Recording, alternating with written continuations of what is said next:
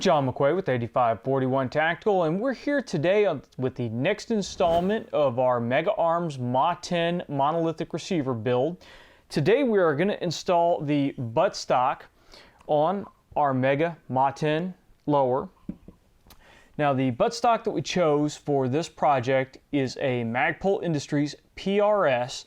Now this is the PRS that's specifically designed for large 308 ARs. The difference between this and the AR-15 PRS is that the cheek riser here is spaced a little bit far back to clear the longer 308 charging handle. So you want to make sure that when you're following along with this that you purchase the correct PRS. You can make an AR-15 PRS work, but you'll either have to run the cheek piece all the way down like it is here, or you'll have to trim the cheek piece back, which just looks really ugly. So make sure you get the correct stock when you're going to follow along with this. Magpul was kind enough to send this along and support the build. So make sure you send them a thank you note if you decide to go along with this and you find this useful for you. Now installing the Magpul PRS on your stripped lower receiver is extremely easy. You really only need two tools. You need a 1/8 inch hex driver and you need a flat blade screwdriver. Now the first thing we're going to do is we're going to start by removing the two screws on the back of the butt plate here.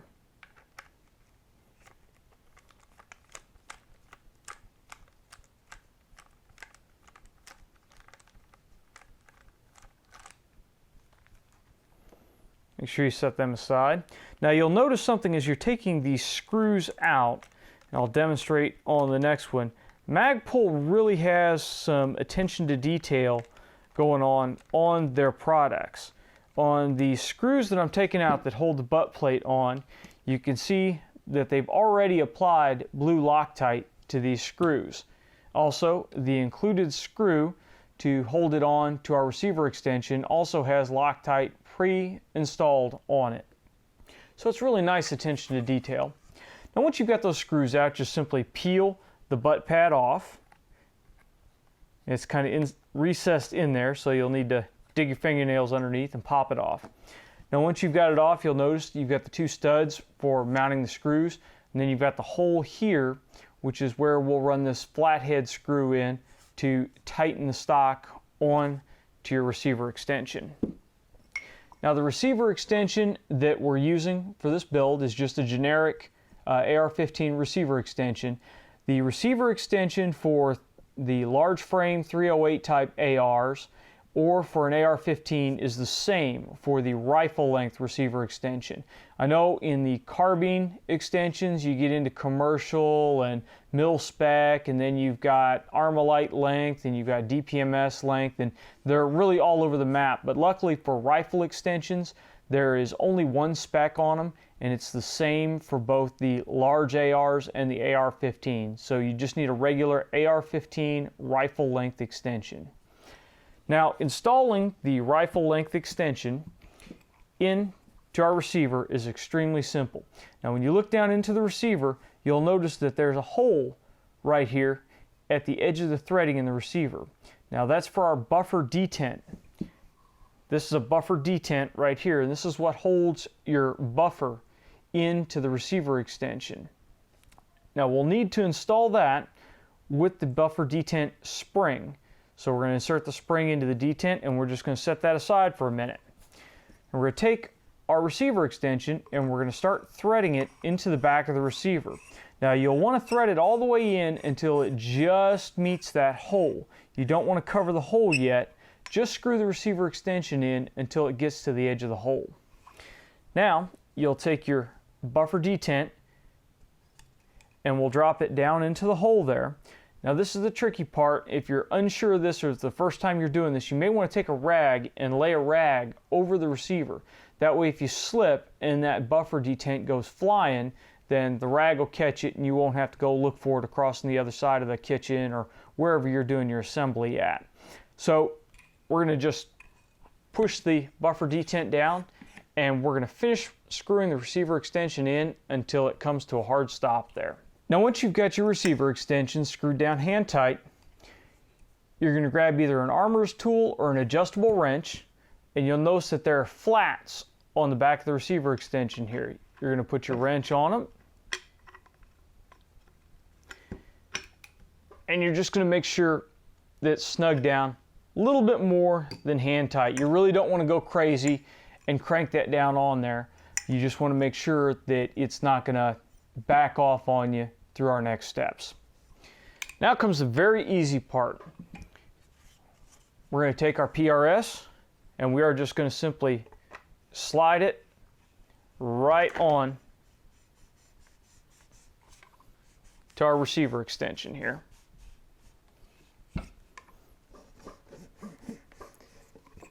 And it's snug. It'll take you a little bit of force to get it in there, but it's nothing crazy. And it slides on there just like that. You may have to make sure you get lined up with the indent. I'll back it off here and show it to you. You'll see that there's an indent in the back of the receiver right here. And on the stock, there's a stud right here.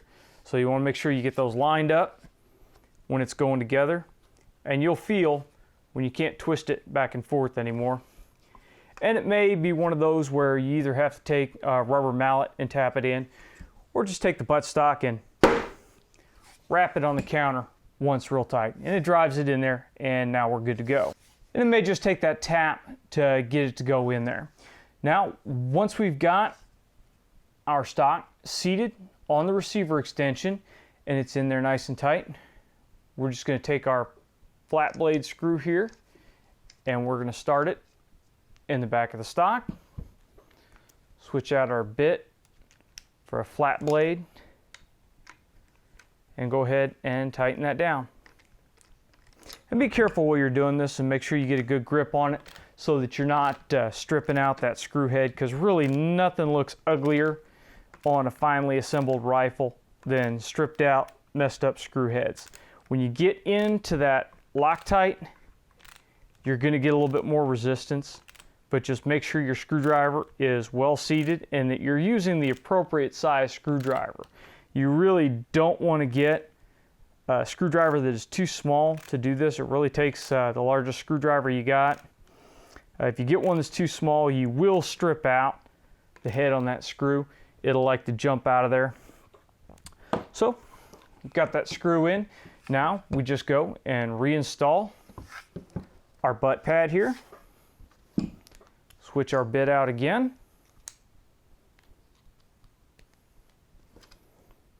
And reinstall your butt pad screws. And you don't need to get these Mongo tight. They've got Loctite on them. They're not going to back out. Just snug is where you want them. You start cranking them down in there really hard. Remember, we are just putting steel screws into aluminum threads, so it's very easy to just go overboard and strip them out. Some of you guys, I don't know, may not know your own strength and may get it in there a little tight. Now we've got our Magpul buttstock installed. As you can see, putting a Magpul PRS on is really cake. There's not a whole lot to it. That is all it takes, just a couple of minutes. Things to look out for. Make sure that once you get your buffer detent in there, that it moves freely and that it sticks up, most importantly. If for some reason you have a receiver tube, a receiver extension that's out of spec, and when you screw it in, it's really protruding against that pin on the buffer extension, the buffer detent, then you may need to take a file and make a little cutout in the receiver extension in order to allow the buffer detent to protrude far enough, because we need that little nub sticking up far enough that the buffer will stop against it when we take the rifle down. We don't want the buffer shooting out. That's really all there is to look out for on this. It's a very easy installation. Now, let me talk about why we decided to go with the PRS real quick. The PRS is adjustable for cheek weld and length of pull. The really nice thing about it is you can very quickly, by use of the thumb wheels here, set this stock up for a wider range of shooters.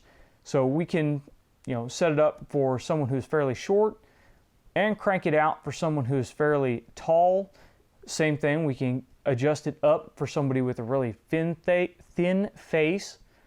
We can adjust it down for somebody who has a thicker face. So you can really set this stock up a whole lot better for a wider range of people. Additionally, I like the profile of the Magpul PRS because it really gives you something to grip a hold of with your support hand. How it's flat across the bottom here makes it really nice for riding bags because you can raise them and lower them to wherever you need. Now, if you're a guy that likes to run a monopod, then if we slide the bottom off here, it's a new stock, so it's extremely tight on there, then you'll see that we have a Picatinny rail section down here on the bottom, so you can put a monopod on, flip down monopod like the AccuShot from B&T Industries, and it'll clamp right onto there, flip up when you don't need it, or flip down. And if you don't want to use a monopod, then it's very simple. Just to keep that cover on, keep it a nice smooth snag-free profile. Additionally, the Magpul PRS has what are called footman's loops here to attach your sling. These can be moved to either side. You have one up here on the straight portion of the stock, and then you have one back here just ahead of the butt pad. That's about it for the features on the Magpul PRS. Now we have one last part that we need to install on this lower receiver before the lower is finished out, and that's going to be our magazine release. Now we decided not to go fancy for this, we just wanted to use a standard GI magazine release. We could have gone and used an ambidextrous magazine release. We may take a look at that later, but I just really like the durability of a standard magazine release. There's nothing to go wrong, no extra hinges, none of that stuff, no place for dirt to get packed in and hang it up. They just work. So for right now, we are going to use just a standard magazine release. The magazine release has three parts. You have the actual latch that sticks into the side of your magazine, the spring that provides your tension, and the button, which of course is where your finger actuates the magazine release. Now to install our magazine release, what we're going to do is we are going to take our spring and we're going to come over to the right hand side of the receiver.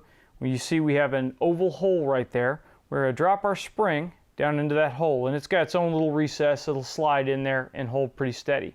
Now this is the tricky part. We are going to take our button and we are going to push our button down into this hole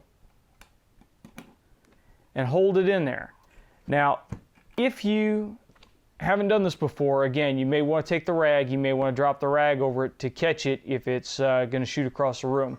Another trick is, if you really need to see what you're doing, get you a clear trash bag or a clear piece of plastic and drape over it. That way you can still see through the plastic, but it's there to catch the parts when they go flying. Now, if you're not able to push this down far enough with your fingers, you may need to get a tool. Something real easy to use is something like the end of our driver here, or just even a screwdriver. You can just take a regular screwdriver and use a screwdriver. Just be careful whatever you use not to scratch up your button, because your button is aluminum, so you can scratch it up if you're not careful. Pencil eraser, that kind of stuff will work too. But we're going to push the button down into the receiver as deeply as we can get it, and then we're going to flip the receiver over, and we've got this oblong hole here. We're just going to drop our latch into it, and we are going to start our latch around there. And once you get a bite on it, you can use the latch to help pull up, and you're just going to turn the latch in. Now, one thing that I'm seeing right here that is a little bit difficult on the MATEN is we have this extended bolt release here. That little extended bolt release will sometimes interfere with the magazine latch when we're turning it, so you got to be careful on that. But it just takes a couple of turns to get it in there. You can adjust it to however many turns you want to get the button as deep or as shallow as you want. The key thing is, when you're done though, when you push that button all the way in, You don't want the latch to extend so far on the other side that it can get out of line. So you want to make sure you screw it in so that when you push the button in as hard as you could possibly push it in with your finger flush, that you don't get that little switch back and forth. Also, be careful when you're screwing it in that you don't scratch your receiver here. It's real easy when you're spinning that around to let it slip down a little too far and catch the receiver and scratch the receiver. So get that in there, get your turns, get it lined up and release it. And that's all there is to installing your magazine release.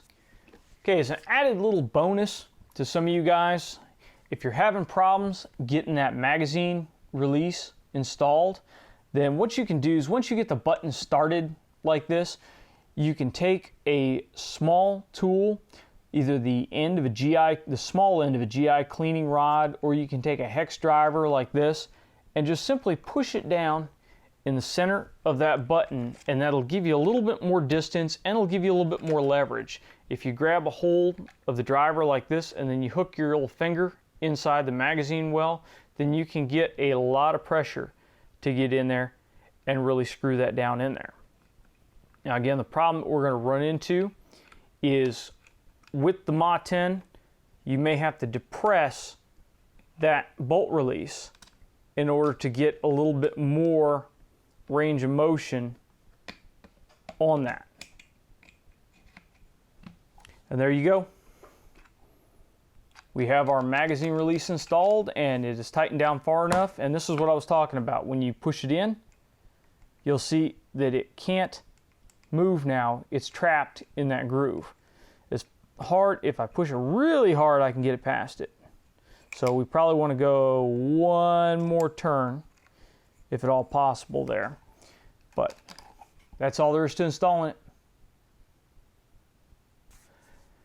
Those are all the components needed to complete our lower receiver half of our rifle. We'll get into the buffer and the buffer spring when we talk about which operating assembly we're going to decide to use on this.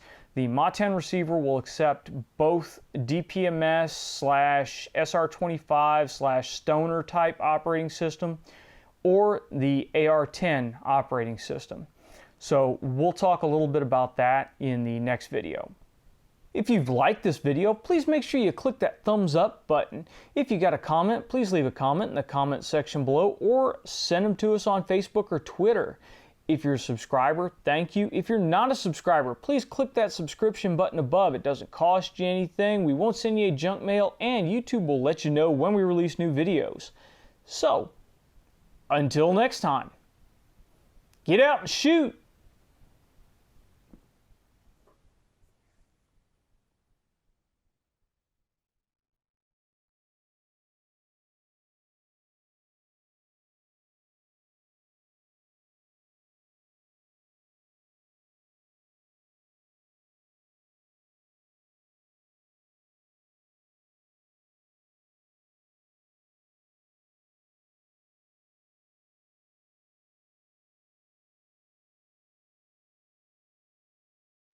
Or just take the buttstock and wrap it on the counter once real tight, and it drives it in there, and now we're good to go. Now of course we've punched a nice new hole in our mat here. If you're a subscriber, thank you. If you're not a subscriber, please subscribe. It doesn't cost you anything, and Facebook will... If you're not a subscriber